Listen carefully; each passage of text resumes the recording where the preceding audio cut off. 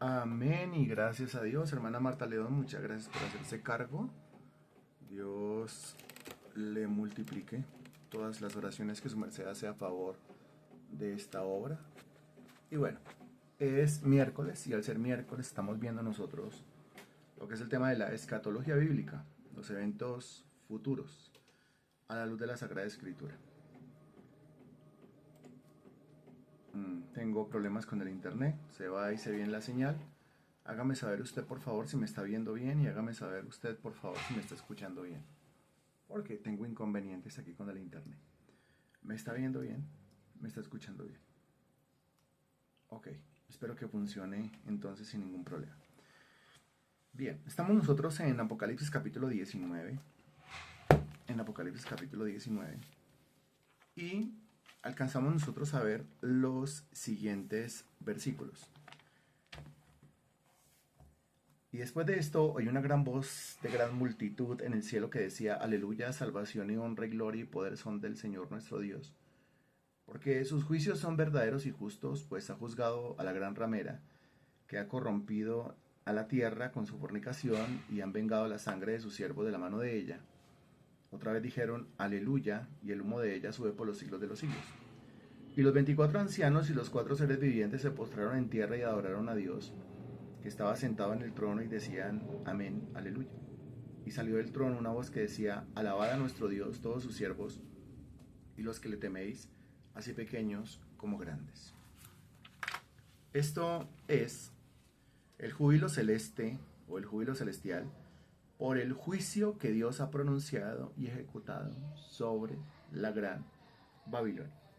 A continuación, entramos nosotros en los versículos desde el 6 y hasta el 10 en un contexto diferente. Un contexto diferente. ¿Por qué? Porque el versículo 6 dice: Y oí como la voz de una gran multitud, como el estruendo de muchas aguas, y como la voz de grandes truenos que decía: Aleluya, porque el Señor nuestro Dios Todopoderoso reina. Que decíamos hace 8 días, pues llegó el momento de establecer un reino diferente al reino que estaba. Cuando se quita o se retira el reino que estaba, que era el reino de la Babilonia, el imperio de la Babilonia, pues queda el escenario preparado para la venida de otro reino. ¿Cuál es ese otro reino?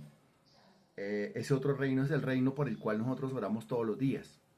En la oración que se nos dejó para que hiciéramos todos los días, la que conocemos como el Padre Nuestro, hay una partecita que dice: venga tu reino. Este es el anuncio de la venida de ese reino, porque el Señor nuestro Dios Todopoderoso reina.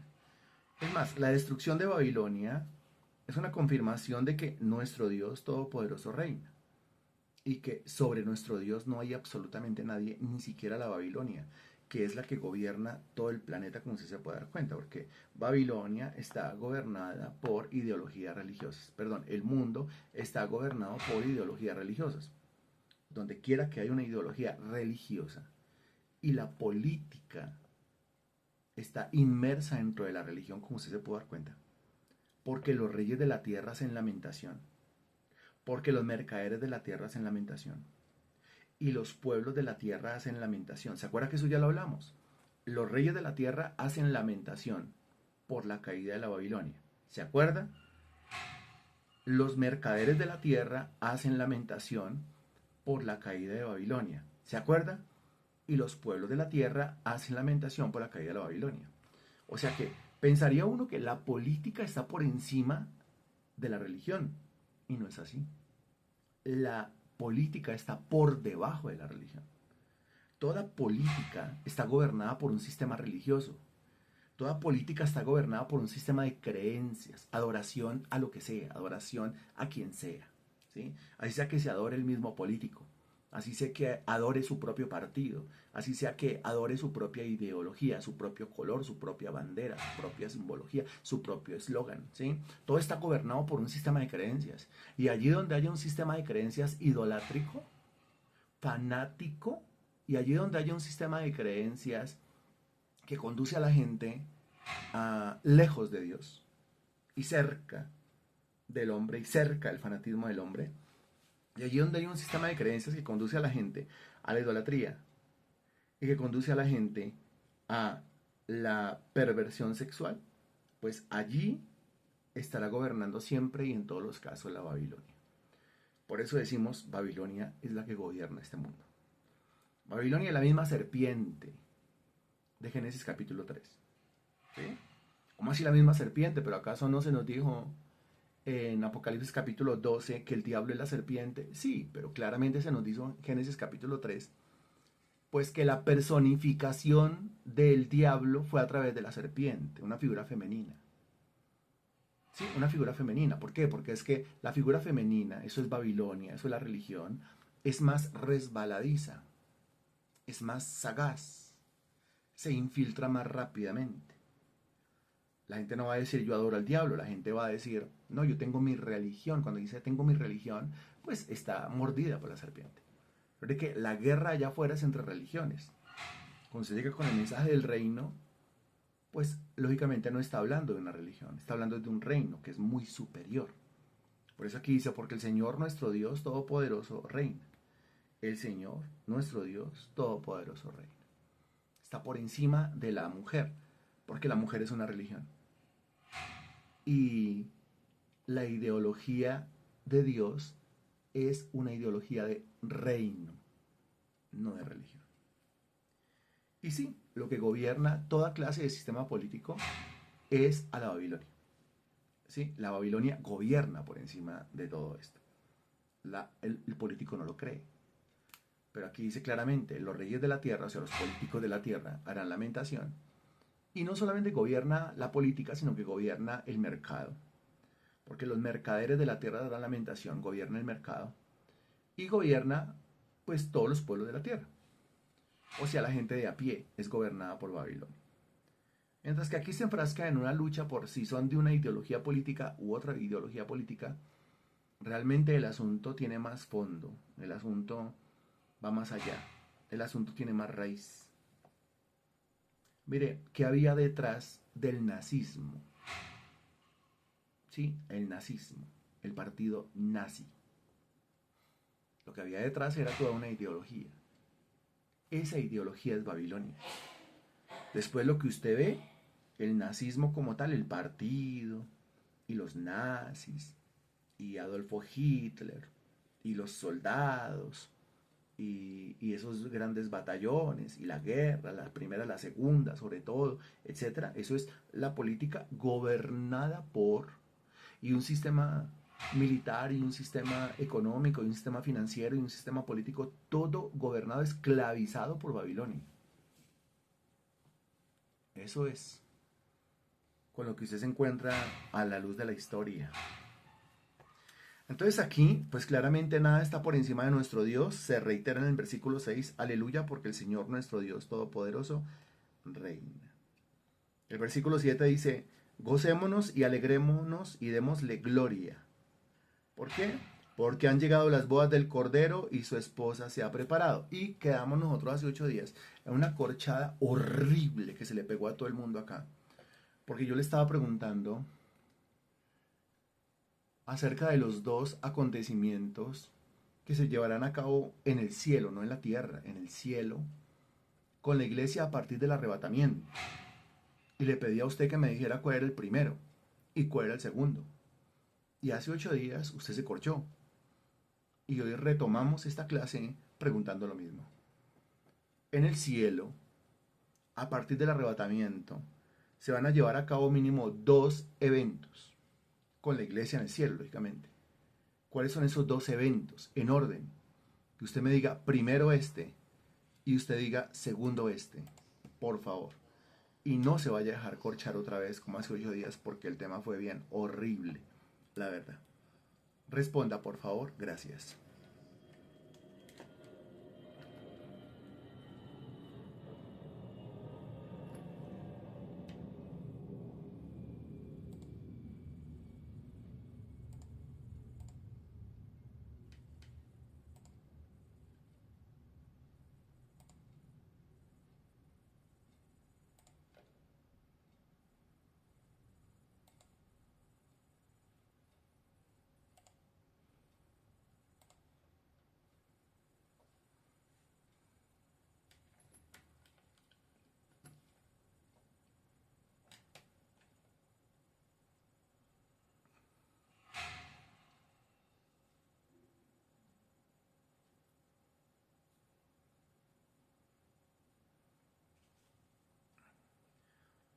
no se copie de las respuestas que están apareciendo. No sé si esa persona que acabo de escribir está equivocada. Usted es su propia respuesta.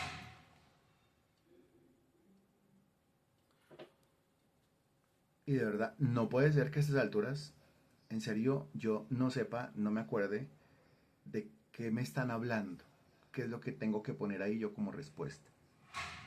Después de haber insistido tanto en el tema. Es que si yo reviso aquí, a ver si puedo revisar acá, si el internet me da para poder revisar acá rápidamente. A ver. Y yo busco por aquí escatología por temas.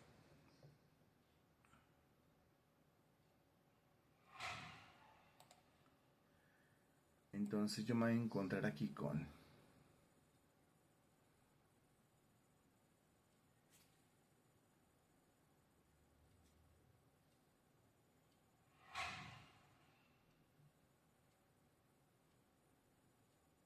sí. Dicté 1, 2, 3, 4 y 5 lecciones. 5 lecciones acerca de ese tema. La respuesta correcta es esa. ¿Sí? Esa. Lástima que no se hubiera dado esos 8 días. ¿Sí? Pero la respuesta correcta es esa. Primero el tribunal de Cristo. Y después las bodas del Cordero. Entonces, mientras que aquí abajo en la tierra, durante los 7 años de tribulación, se llevan a cabo 21 cosas, 21 sucesos, en el cielo, con la iglesia, a partir del arrebatamiento, se desarrollarán dos cosas. ¿Se desarrollan cuántas cosas? Dos cosas. ¿Dónde? En el cielo. Ok, muy bien. Aquí que se me enloqueció el internet por ponerme a buscar. Pero dicté 5. Y después de eso dicté otras 4, otras 5, que tenían que ver con el tema de las bodas del Cordero. Como dicté otras 4, otras 5, es que si usted revisa la playlist de este curso, usted se va a dar cuenta la cantidad de lecciones que nosotros hemos dictado al respecto. Un momentico. Y ya le digo exactamente cuántas van.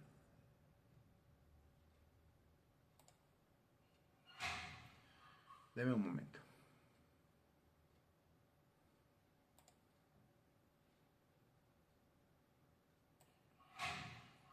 Bien. 84, imagínense. La de hoy sería la clase número 85. Nosotros hasta el momento dimos 10 lecciones acerca del presente siglo malo. Dimos 3 lecciones acerca del arrebatamiento. Dimos 5 lecciones a 5 lecciones acerca del tribunal de Cristo. Dimos 3 lecciones de las bodas del Cordero. 3 lecciones de las bodas del Cordero. Por eso, aunque aquí se mencionan las bodas del Cordero, pues yo no voy a hablar de las bodas del Cordero, porque de las bodas del Cordero ya le invertí yo 3 lecciones hablando de eso. En 3 lecciones hablamos de la gran tribulación. En 2 lecciones hablamos de las 70 semanas de Daniel. En 4 lecciones hablamos del anticristo. En 2 lecciones hablamos de los 7 sellos. En 2 lecciones hablamos de los 144.000 sellados. ¿Mm? En 1, 2, 3, 4, 5, 6, 7, 8, 9, 10, 11, 12, 13, 14, 15, 16, 17, 18, 18 lecciones hablamos de las trompetas. En 1, 2, 3, 4, 5, 6, 7, 8, 9. En 10 lecciones hablamos de las 7 figuras del Apocalipsis. En 1, 2, 3, 4 lecciones hablamos del anticristo. En 3 lecciones hablamos nosotros del falso profeta. En 3 lecciones hablamos de los últimos recursos. En 1, 2, 3, 4, 5 lecciones hablamos nosotros de las copas. En 4 lecciones hablamos de la gran ramera. Este curso está espectacular. Aquí echándole una miradita. No le había echado yo la miradita, ¿no? Pero este curso está espectacular. Entonces, como de esto ya habíamos hablado nosotros, porque ya hemos hablado del tribunal de Cristo y ya hemos hablado de las bodas del Cordero, pues yo aquí no voy a volver a hablar de las bodas del Cordero, ¿cierto? Porque es que eso ya está ya para que repetimos clases. Más bien vamos a avanzar. Pasamos por encima entonces. Dice el versículo 7, gocémonos y alegrémonos y démosle gloria, porque han llegado las bodas del Cordero. Han llegado las bodas del Cordero. Ahora, Babilonia acaba de ser destruida. Y eso de que Babilonia acaba de ser destruida es consecuencia también de la séptima copa. La última copa. Estamos ya en la última copa, quiere decir que se acabaron las 7 copas. Y ya antes habían sonado las 7 trompetas y ya mucho antes se habían desatado los 7 sellos. Eso ya está claro. Hemos sido muy juiciosos en poner todo esto en orden, como usted se puede dar cuenta. Han llegado las bodas del Cordero. Eso quiere decir que ya la iglesia se prepara en el cielo, ¿cierto? Se ha preparado la iglesia. Las bodas del Cordero se han realizado. Las bodas del Cordero se han hecho. Las bodas del Cordero se realizan en el cielo, no en la tierra. Aquí es sencillamente un anuncio. Gocémonos y alegrémonos y démosle gloria porque han llegado las bodas del Cordero y su esposa se ha preparado. Y a ella se le ha concedido que se vista, lógicamente porque si está preparada, palabra final del versículo 7, pues se le tiene que conceder un atuendo, se le tiene que conceder una decoración, se le tiene que conceder pues adornos. A ella se le ha concedido que se vista de lino fino, limpio y resplandeciente. Y a continuación aclara, o sea, está muy fácil, porque el lino fino, o sea, el lino fino, limpio y resplandeciente, es las acciones justas de los santos. Aquí está hablando de justicia, está hablando de justificación, ¿no? Una iglesia, o sea, una novia que se convierte en la esposa. Recuerde que la esposa es un organismo viviente y está conformada por todos aquellos que creemos en el Señor Jesucristo. Y todos aquellos que creemos en el Señor Jesucristo, por esa fe hemos sido justificados por la fe. Justificados pues por la fe tenemos paz para con Dios por medio de nuestro Señor Jesucristo. Justificación significa ser declarado inocente. A partir de ese momento el individuo es llamado justo, es decir, un individuo inocente a los ojos de Dios, a los ojos del Padre. Un individuo inocente. Y el ángel me dijo, escribe, bienaventurados los que son llamados a la cena. A continuación, dése cuenta que viene lo que viene es la cena. Entonces se hace aquí como referencia en el versículo 7 a las bodas. Pero las bodas se ejecutan en el cielo. Y las bodas que se hacen en el cielo son seguidas de la cena. O sea, eso es todo un protocolo, ¿cierto? Porque tiene que haber una boda y después tiene que haber la cena de la boda. Bienaventurados los que son llamados a la cena de las bodas del Cordero, y me dijo, estas palabras son palabras verdaderas de Dios. O sea que después de las bodas viene la cena. El versículo 10 dice, yo me postré a sus pies para adorarle. ¿Adorar a quién? Mire que aquí dice el versículo 9, y el ángel me dijo, versículo 10, yo me postré a sus pies para adorarle. Y él me dijo, mira, no lo hagas. Yo soy consiervo tuyo y de tus hermanos que retienen el testimonio de Jesús. Adora a Dios, porque el testimonio de Jesús es el espíritu de la profecía. Aquí, ahora, entendemos a Juan. Entendemos, pero pues no compartimos lo que hizo Juan, ¿no? Entendemos lo que hizo Juan porque es que Juan viene de una serie de visiones a partir del capítulo 1. Juan no ha hecho sino tener visiones. En el capítulo 1 tiene la visión del Cristo resucitado. En el capítulo 2, capítulo 3 tiene las visiones de las 7 iglesias.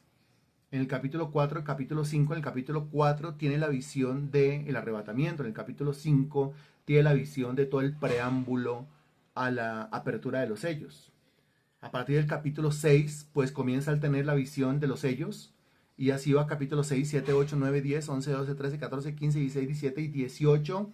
Los sellos, las trompetas y las copas. Viene de visión en visión, en visión, en visión, en visión. Y esto, ¿dónde va a desembocar? Y desemboca aquí con la muerte de Babilonia y la boda o el matrimonio entre Cristo y la iglesia y la preparación a continuación para la cena de las bodas del Cordero.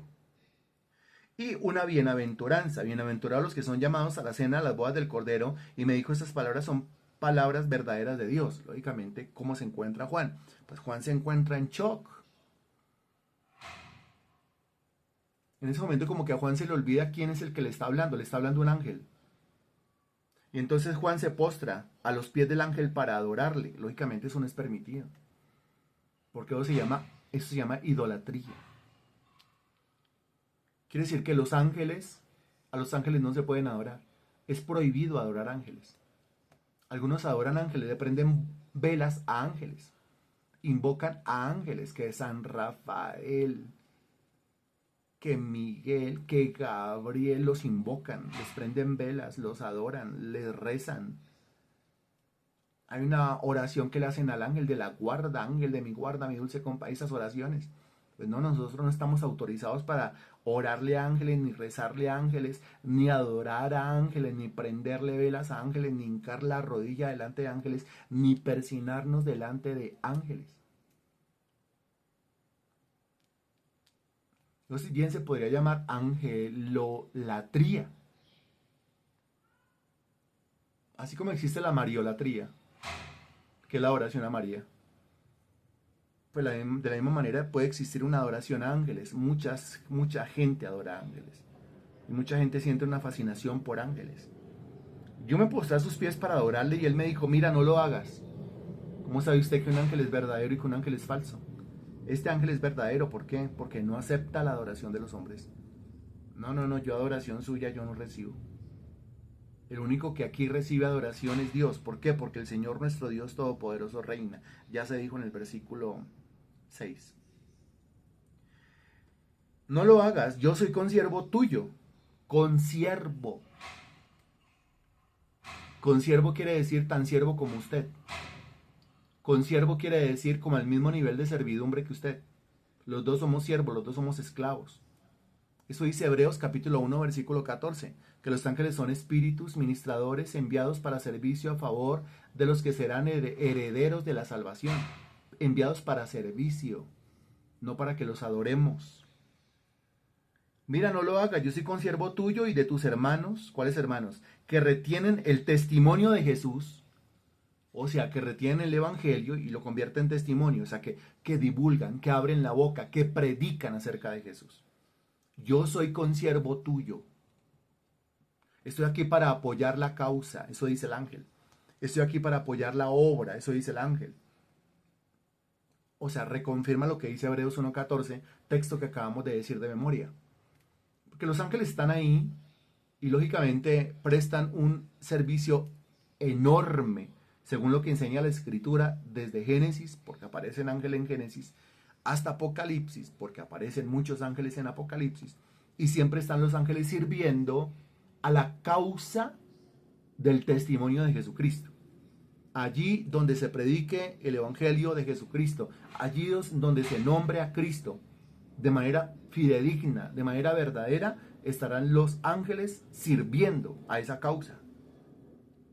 Que retiene el testimonio de Jesús, y a continuación le dice, adora a Dios. Usted lo que le dice, adore a Dios, a mí no. Mire lo que dice, mira, no lo hagas, o sea, a mí no me adore, adora a Dios. Porque el testimonio de Jesús es el espíritu de la profecía. Esa frase es espectacular. Porque dice, el testimonio de Jesús es el espíritu de la profecía.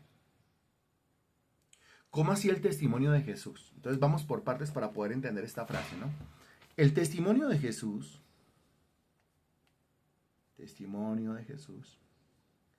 se refiere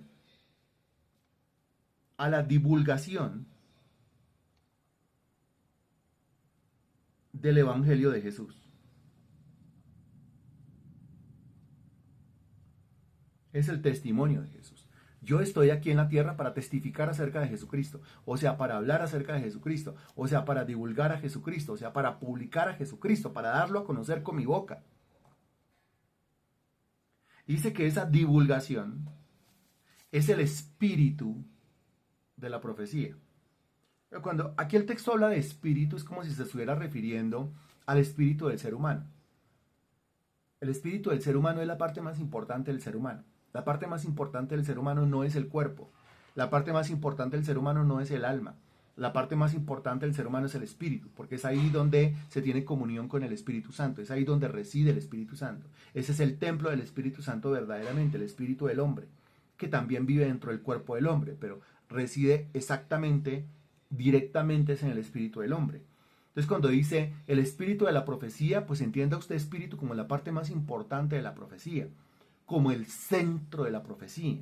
Eso de espíritu, ahí se refiere entonces a la parte más importante, se refiere a la parte central, se refiere al núcleo, se refiere a la suma y sustancia de la profecía. Note lo que dice. El testimonio de Jesús, o sea, la divulgación del Evangelio, es el espíritu, o el centro, o el núcleo, o la parte más importante de la profecía. Eso quiere decir que, ¿qué es verdaderamente profetizar? Profetizar es hablar el Evangelio. Profetizar es divulgar el Evangelio. Profetizar es hablar de Jesús. Profetizar es hablar acerca de lo que Jesucristo no solamente hizo, no solamente está haciendo, sino de lo que Jesucristo hará a la luz de lo que ya está escrito. O sea, de las palabras, frase final del versículo 9, de las palabras verdaderas de Dios. Dice, estas son palabras verdaderas de Dios. ¿Cuáles son las palabras verdaderas de Dios? Pues estas. ¿Cuáles? Pues las que estoy tocando con mi dedo aquí en mi Biblia. Esto, lo que usted encuentra en la Biblia son las palabras verdaderas de Dios. Y esas palabras verdaderas de Dios son el testimonio de Jesús. Y esas palabras verdaderas de Dios son el espíritu, o el centro, o el núcleo de la profecía. O sea que, ¿qué es profetizar? Profetizar es tomar lo que está escrito y anunciarlo. Profetizar es tomar lo que está escrito y decirlo. Nosotros comenzamos esta serie escatológica hablando durante varias lecciones de el presente siglo malo. ¿Qué estábamos haciendo ahí? Estábamos dando testimonio acerca de Jesús, o sea, de lo que Jesucristo enseñó en la Biblia. ¿Y qué estábamos haciendo ahí? Pues profetizando. Y a continuación, cuando hablamos nosotros del arrebatamiento, pues ¿qué estamos haciendo? Profetizando. ¿Por qué? Porque estamos anunciando algo que va a venir. Y que está escrito en la Biblia, que no me lo estoy inventando yo, no me lo soñé. No tuve una visión por allá extraña, mística, sino que está en la Biblia. Y a continuación hablamos de ¿qué? Del tribunal de Cristo. Y al hablar del tribunal de Cristo, estamos hablando de las coronas. ¿Qué estoy haciendo ahí? Divulgando el testimonio de Jesús. ¿Pero qué estoy haciendo ahí? Estoy profetizando. Cuando yo hablo del tribunal de Cristo y cuando hablo de las coronas. Pero a continuación, ¿hablamos de qué? De los sellos. ¿Qué estoy haciendo? Pues divulgando y profetizando. Las trompetas. ¿Qué estoy haciendo? Divulgando y profetizando. Las copas. ¿Qué estoy haciendo? Divulgando y profetizando. Cuando hablo del anticristo, cuando hablo del falso profeta, cuando hablo del dragón escarlata, cuando hablo de la mujer que monta a la bestia que sube del mar, ¿qué estoy haciendo? Estoy divulgando, estoy enseñando, pero a la vez que estoy haciendo, yo estoy profetizando algo que se avecina, algo que viene, algo que está ahí. Que algunos han dicho que uno no debería hablar escatológicamente, uno no debería predicar escatológicamente y uno no debería meterse en estos temas. ¿Por qué? No tienen razón, no tienen explicación. ¿Por qué? Porque si usted revisa los sermones del Señor Jesucristo, pues hay muchos sermones del Señor Jesucristo que fueron escatológicos. El Señor está hablando con sus discípulos, le está anunciando las cosas que han de venir. Si usted revisa los escritos de Pablo contienen mucha escatología. Usted revisa Primera de Tesalonicenses, Segunda de Tesalonicenses y se va a dar cuenta que esas dos cartas son en su mayoría escatológicas, o sea, hablan acerca del futuro. Usted revise los escritos de Pedro, contienen escatología. Revise los escritos de Juan. Juan en sus cartas es el que dice, el que habla del anticristo. Es el que más va a hablar del anticristo porque fue el que recibió todas estas visiones apocalípticas. De modo que todo el Nuevo Testamento es así, es escatológico. Y si usted revisa el Antiguo Testamento, pues el Antiguo Testamento con más veras va a ser escatológico. ¿Por qué? Porque en el Antiguo Testamento esta gente lo que hacía era recibir promesas acerca del advenimiento del Mesías. Entonces todos hablaron acerca de la venida del Mesías. Entonces todos estaban en modo escatológico en el Antiguo Testamento. En el Nuevo Testamento hay un cumplimiento porque el Hijo del Hombre viene, o sea, Cristo se encarna. ¿Sí? Dios se hace hombre, ok, pero ¿eso es todo el cumplimiento? No, eso es parte del cumplimiento. Porque recuerde que el Hijo del Hombre venía a establecer un reino aquí. Y ese reino el Señor no lo estableció cuando vino. El Señor vino y el Señor cumplió parte de la tarea y se fue. Lo que tenía que hacer con respecto a la redención, a la salvación de los hombres, lo hizo en la cruz del Calvario. Y después de eso se fue. Escatológicamente el Señor habló de una iglesia. Las puertas del Hades y el infierno no prevalecerán contra mi iglesia. Juan habló acerca de 7 momentos dispensacionales por los cuales la iglesia va a pasar. Éfeso, Esmirna, Pérgamo, Tiatira, Sardis, Filadelfia y la Odisea. Apocalipsis capítulo 2, capítulo 3.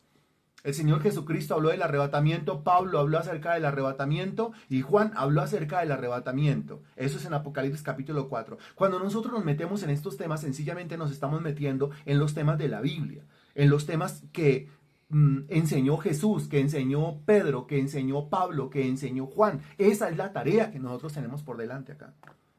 Es más, hay que hablar en modo escatológico. ¿Por qué? Porque es que esta gente, a ver, la gente de esta sociedad, pero no la gente de la sociedad, la iglesia no sabe ni dónde está parada. La iglesia escatológicamente no sabe lo que viene. La iglesia no sabe lo que viene. Usted encuentra a la iglesia diciendo, yo creo que estamos en el periodo de Éfeso, así de perdidos. Otros han dicho, yo creo que estamos en el periodo de Filadelfia, así de perdidos. Ellos no entienden que estamos escatológicamente hablando en el periodo de la Odisea, la iglesia tibia, la iglesia carnal, la iglesia mundana, eso, la iglesia frívola, la iglesia entregada a lo secular, en ese periodo estamos nosotros. Cristianos que dicen, no, Jesucristo nunca habló acerca del arrebatamiento. ¿Cómo un cristiano puede decir que Jesucristo no habló del arrebatamiento? Es como la iglesia está perdida. Por eso es que nosotros nos dimos a la tarea de grabar todas estas clases. Y si ya llevamos 80 y pico, y a ver, un año tiene 52 semanas, quiere decir que nosotros llevamos mucho más de un año nosotros en este tema. Y que hemos dictado este tema muchísimas veces. Y ahora dijimos, dejémoslo ahí plasmado, ahí para que el Señor haga lo que quiera con estas clases, que el Señor haga lo que quiera con estas lecciones. Pero todo está ahí. De modo que cuando yo le pregunto a usted qué viene después del arrebatamiento y usted no responde bien, no responde correctamente, yo digo entonces, pero ¿para qué 84 clases entonces?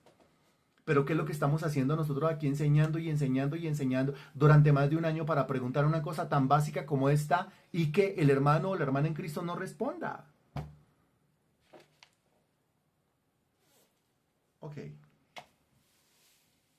Entonces, cuando yo predico el Evangelio de Jesús, estoy profetizando.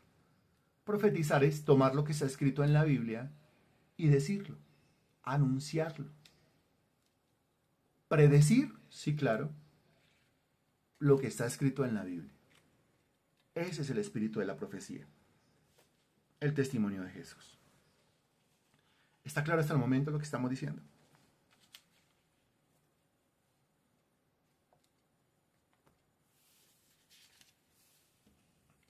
Ahora, a partir del versículo 11 y hasta el versículo 21, usted se encuentra con lo siguiente. Versículo 11.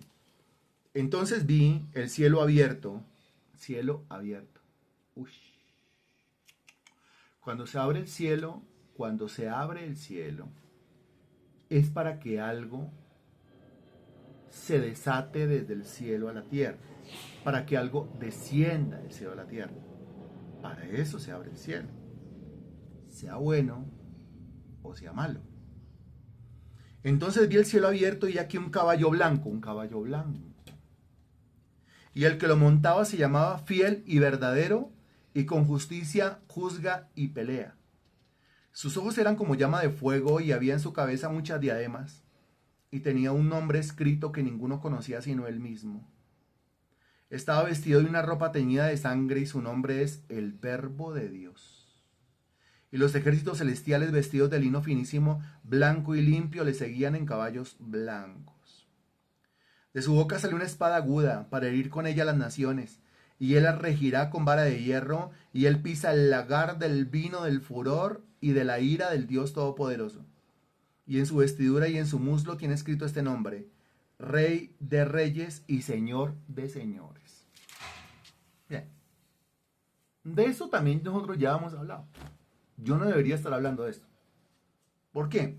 Porque cuando tuvimos que hablar del primer jinete que monta un caballo blanco, allá en Apocalipsis capítulo 6, pues nosotros tuvimos que trazar un paralelo entre el jinete que monta el caballo blanco en Apocalipsis 6 y el jinete que monta el caballo blanco en Apocalipsis 19. Eso nosotros ya lo hicimos. ¿Se acuerda que nosotros ya lo hicimos? Y todos estos versículos nosotros ya los vimos. Porque tocaba llegar ahí a la conclusión de que el jinete del capítulo 6 y el jinete del capítulo 19 pues no son el mismo jinete. ¿Se acuerda que esto ya lo hicimos? Ese cuadro ya se hizo. Ese paralelo ya se trazó. Entonces aquí dice el capítulo 6 versículo 2, mire aquí un caballo blanco y el que lo montaba tenía un arco y le fue dada una corona y salió venciendo y para vencer. Y cualquiera dirá, ese es el Señor Jesucristo. ¿Es el Señor Jesucristo? Sí, el Señor Jesucristo viene cuando se desata el primer sello, dicen algunos. Así andan de perdidos y embolatados. Así andan de confundidos. ¿Por qué? Por la falta de ciencia. Es que la ignorancia es atrevida, mi estimado hermano en Cristo. La ignorancia es burda, la ignorancia es tosca y la ignorancia lo convierte a uno, lastimosamente, uno con toda la ciencia ahí en esos 66 libros, pues lo convierte a uno en un torpe. Tan torpe era yo que no entendía, era como una bestia delante de ti, dice el Salmo.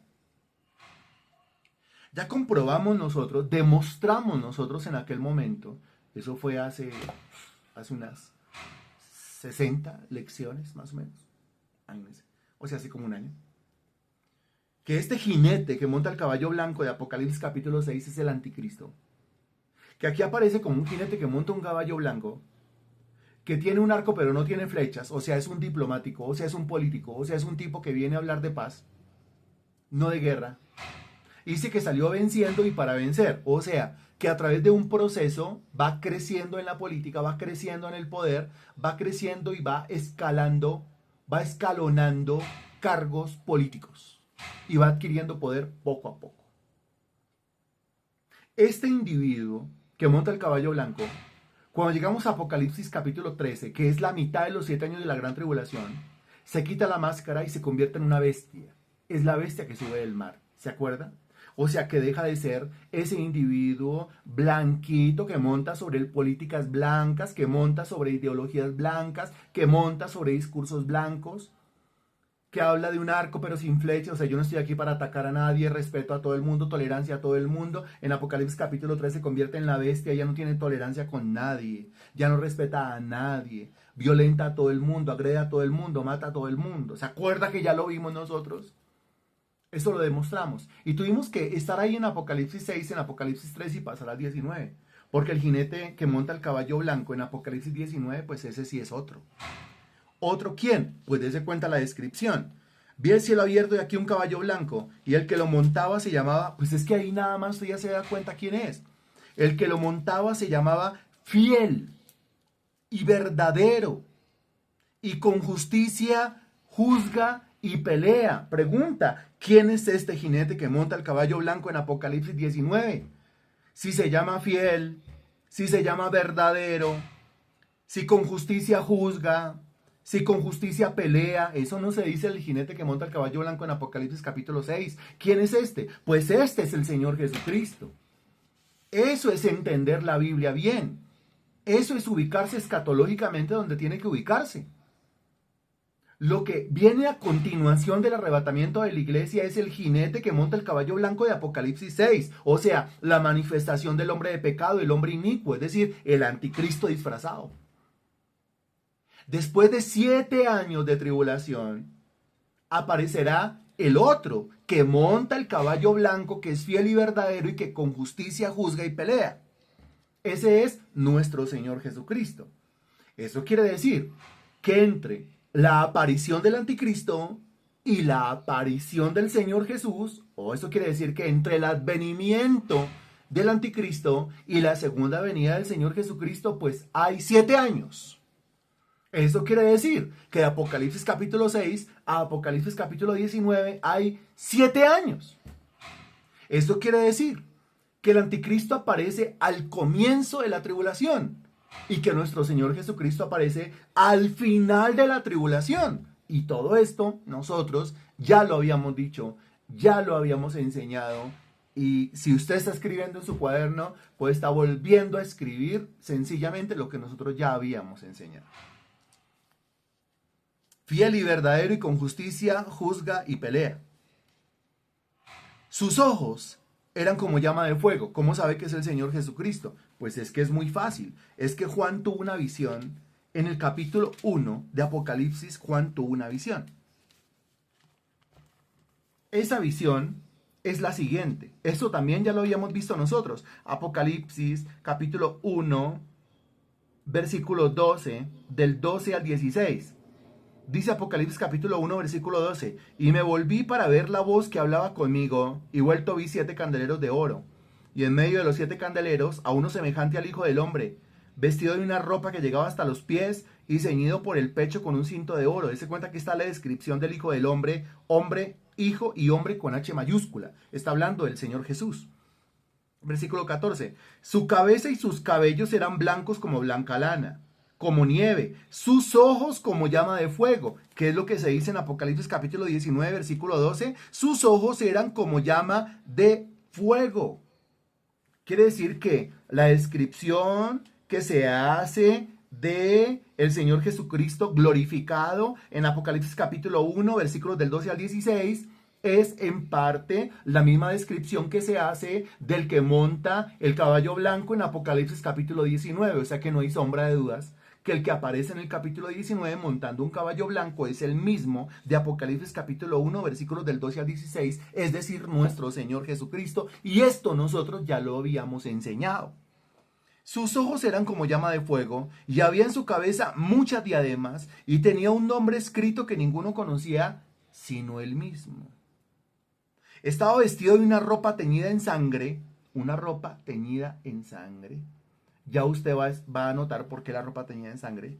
Y su nombre es el Verbo de Dios. No, pues ahí está todavía más fácil. De pronto esa frase, el Verbo de Dios, aparezca en su Biblia en mayúscula.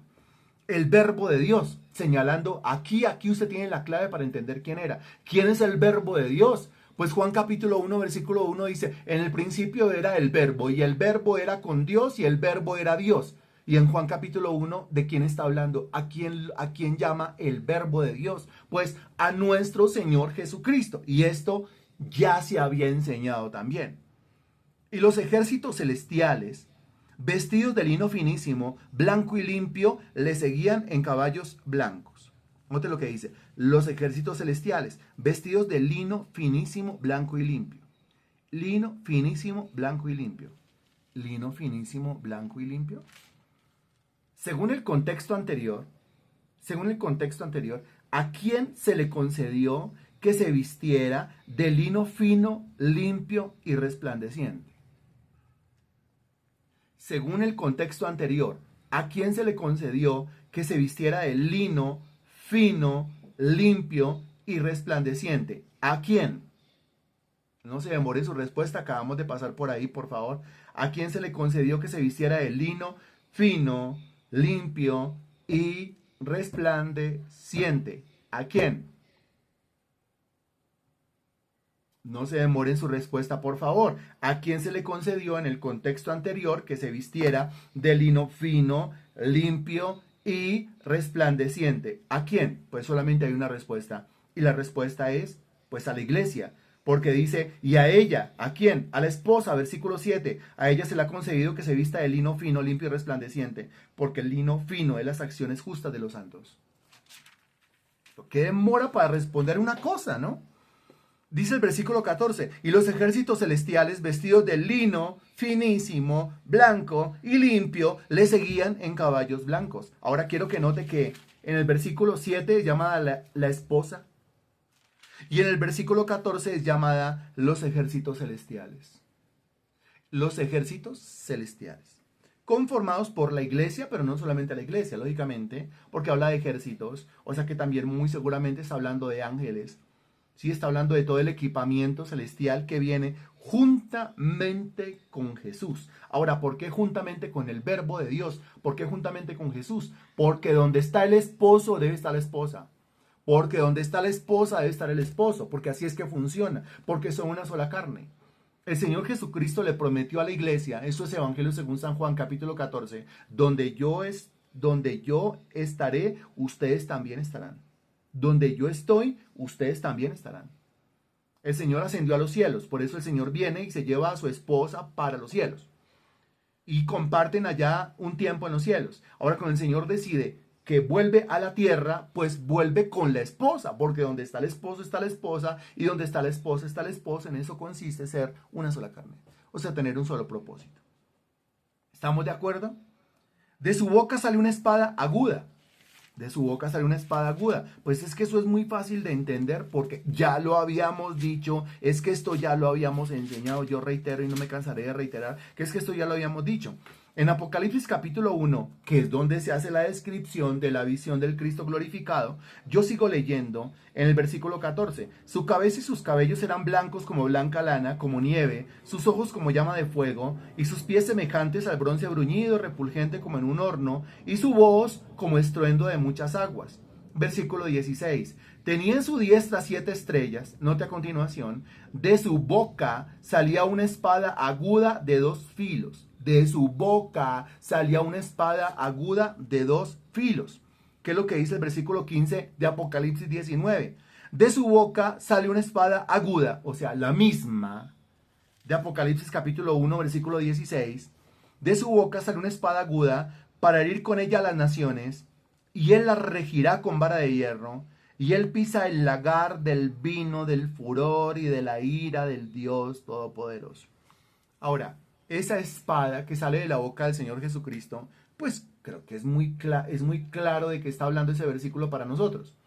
¿Por qué? Porque dice claramente en Hebreos capítulo 4, versículo 12, que la palabra de Dios es viva y eficaz y más cortante que toda espada de 2 filos que penetra hasta partir el alma y el espíritu, las coyunturas y los tuétanos y discierne los pensamientos y las intenciones del corazón. Entonces cuando dice acá que de su boca sale una espada aguda de 2 filos, pues lo que está diciendo es que de su boca sale la misma palabra de Dios, la misma esencia de Dios. Es con su boca que hiere, es con su boca que da vida y es con su boca que mata. Porque el Señor es con su boca que trae los mundos a la existencia y también es con su boca que hace desaparecer los mundos y los universos. Por eso dice, de su boca sale una espada aguda para herir con ella a las naciones. Para herir con ella a las naciones. A continuación dice, la regirá con vara de hierro.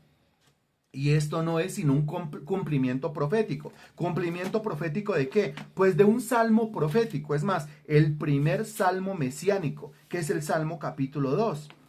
El Salmo capítulo 2 dice en el versículo 9, los quebrantarás con vara de hierro, como vasija de alfarero los desmenuzarás. Este salmo en su totalidad es mesiánico. ¿Por qué se amotinan las gentes y los pueblos piensan cosas vanas? Se levantarán los reyes de la tierra y príncipes consultarán unidos contra Jehová y contra su ungido. ¿Quién es el ungido? Pues el Cristo, el Mesías, o sea Jesús, diciendo, rompamos sus ligaduras y echemos de nosotros sus cuerdas. El que mora en los cielos se reirá, el Señor se burlará de ellos. Luego hablará a ellos en su furor y los turbará con su ira. Pero yo he puesto mi rey sobre Sión, mi santo monte. Yo publicaré el decreto. Jehová me ha dicho, mi hijo eres tú, yo te engendré hoy.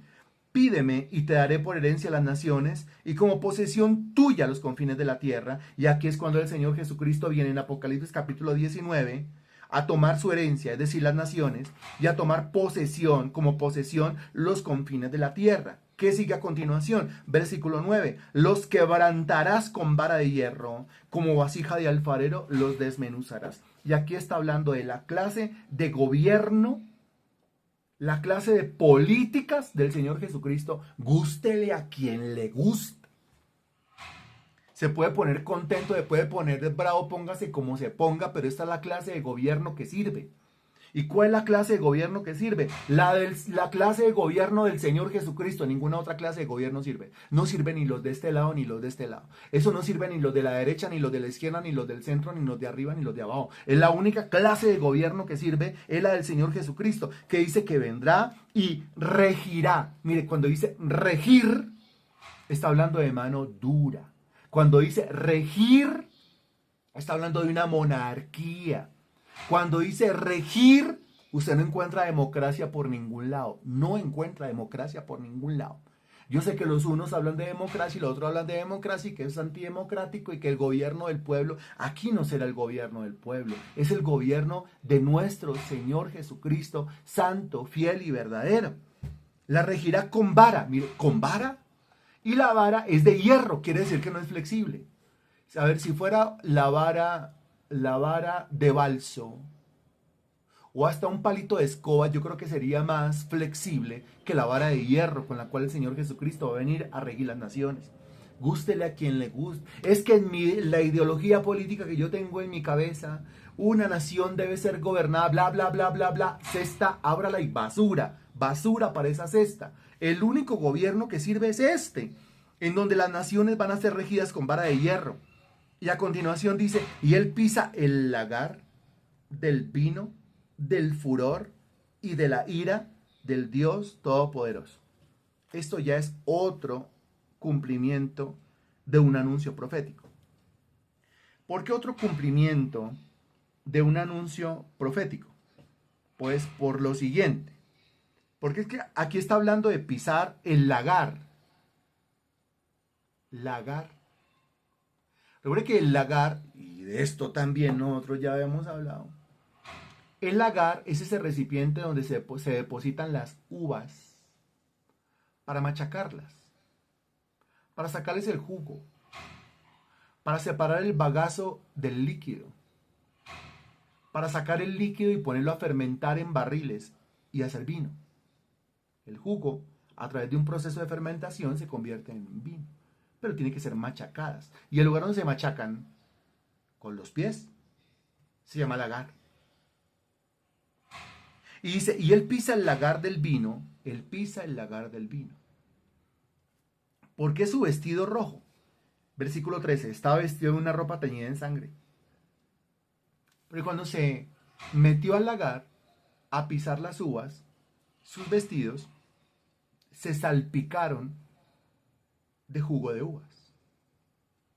Ahora, usted sigue leyendo.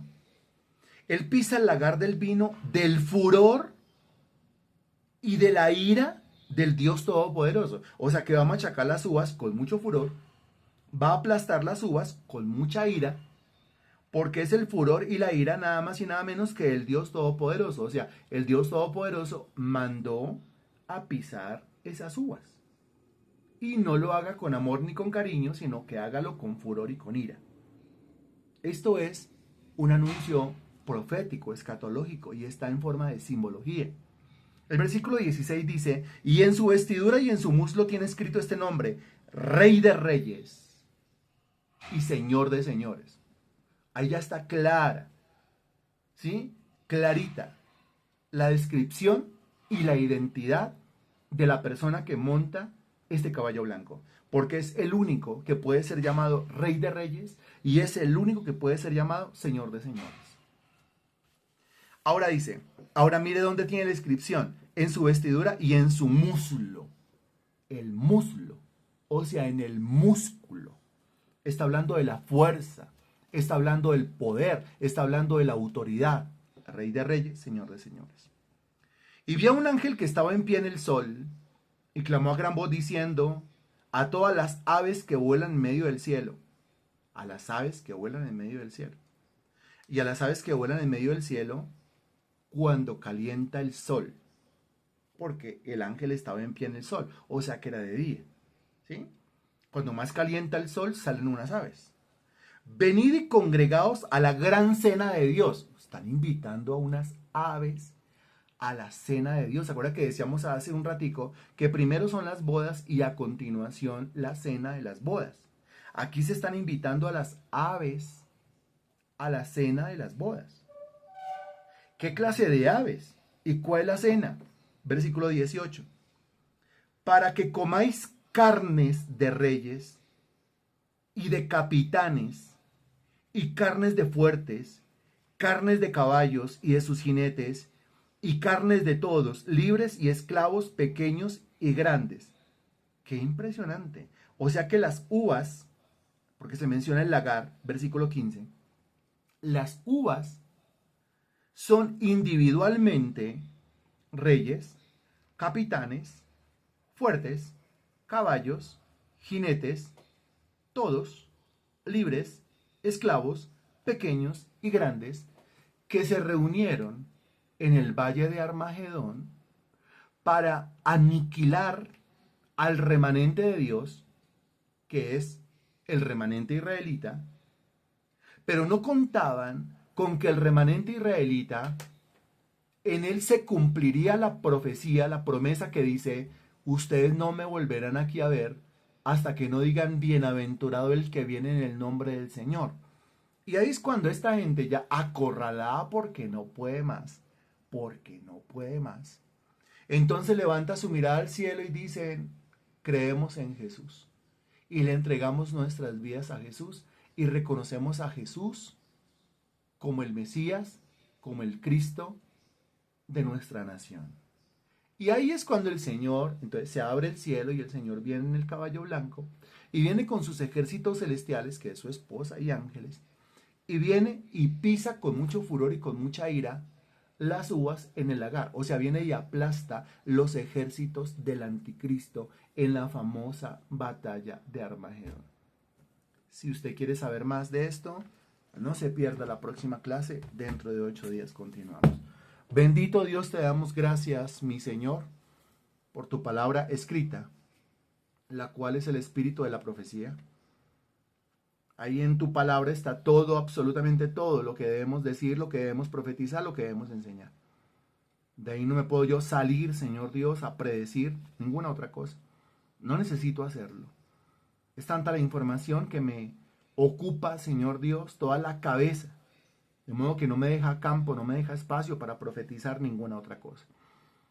Te doy gracias, mi Dios, por esta palabra. Te doy gracias, Señor, por este repaso. Que realmente lo que hicimos hoy, Señor, fue un repaso, ya que todo esto ya se había enseñado, ya se había anunciado. En tus manos, mi Dios, colocamos esta clase. Te pedimos que tu palabra corra por todo el mundo y sea glorificada. Y que, Señor Dios, pues esa hambre y esa sed que tú has anunciado, hambre de tu palabra, sed de tu palabra, sea saciada a través de este conocimiento. En tus manos entregamos nuestra edificación y la divulgación que tenemos que hacer de tu palabra. En el nombre del Señor Jesús. Amén y gracias a Dios.